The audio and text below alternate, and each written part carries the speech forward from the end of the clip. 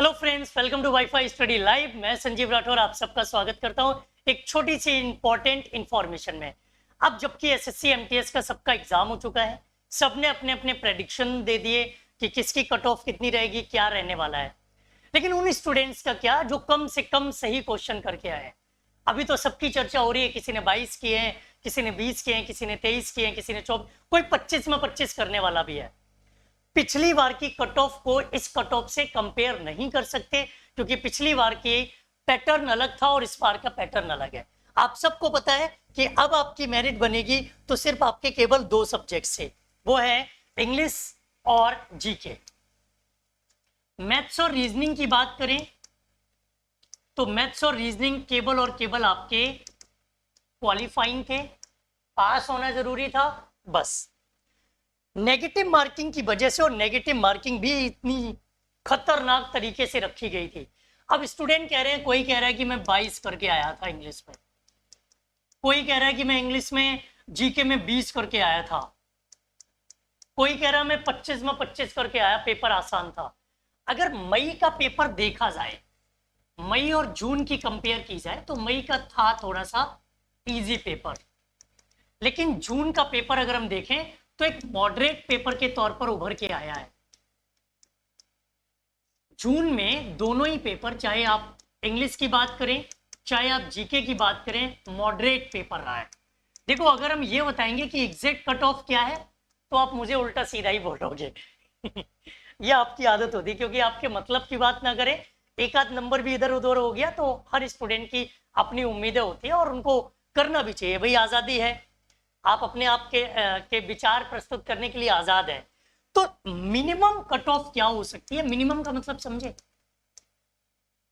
Minimum cut off का मतलब है कि इससे नीचे नहीं जाएगी, ज्यादा हो सकती है।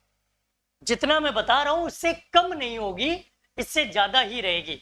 तो अगर इंग्लिश की बात करें, मई और जून दोनों के पेपर को मिलाकर देखें तो अगर आपके 15 क्वेश्चन सही, ये मिनिमम है, 20 वाले भी होंगे यहाँ पे, 22 वाले भी होंगे, लेकिन अगर आपके कम से कम 15 सही हैं तो इससे नीचे फिर अगर 14 सही है तो आप अगले एग्जाम के लिए तैयारी कीजिए। और 15 क्वेश्चन का मतलब है कि 45 नंबर, ये मैंने मिनिमम बताई है, मिनिमम। और जीके जीएस की बात करें तो जीके जीएस में आप कम से कम मान के चलिए 17 क्वेश्चन। 17 क्वेश्चन का मतलब है 91 मार्क्स, ये मिनिमम है।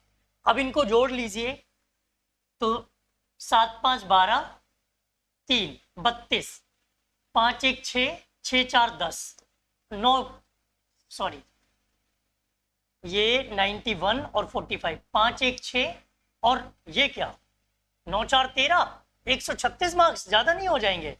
अरे भैया, 32 में 3 का गुणा कर लो, मेरी मैथ्स बड़ी वीक है। 3 दूनी 6, 3 तिया 9, 96। हम 136 कर दे रहे थे, 9 4 13, 96। अब यहाँ पे अगर मोटा मोटी हम देखें तो ये मिनिमम कट ऑफ हो गए कि आपके 96 से 100 मार्क्स अगर बन रहे हैं तो आपके लिए एक उम्मीद की किरण है। इससे नीचे नहीं जाएगी कट ऑफ, ऊपर चाहे वो 110 हो, 120 हो, 115 हो, 105 हो, 125 हो। ये ओवरऑल मेरा अपना एक आइडिया है।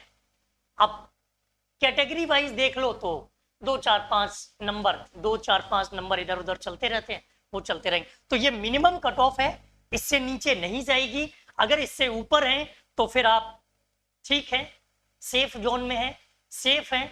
अगर आपके इससे कम बन रहे हैं तो आप अगले एग्जाम की तैयारी करो।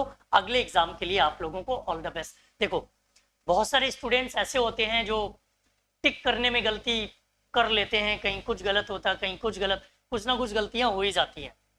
कुछ जल्दबाजी में गलत करके आ जाते हैं, कहीं करना था ए पर कराई बी पर, ये भी होता है एग्जाम टाइम पर। ऐसा भी प्रेशर की वजह से होता है ये सब।